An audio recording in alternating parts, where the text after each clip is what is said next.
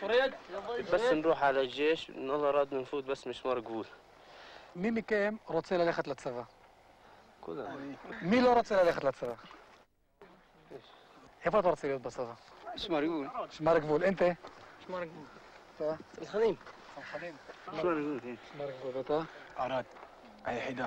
מישהו מכם חושב למשל שצריך לפרק את היחידה? לא, מה זה יחידה?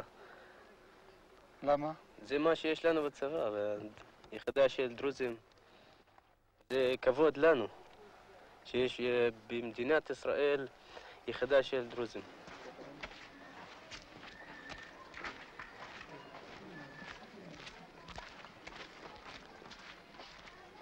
למעשה, היום הרבה נוער דרוזי או קצינים או חיילים דרוזים שחיים את הקונפליקט האדיר הזה, שהם בתוך הצבא, הם מרגישים את עצמם בתוך חממה.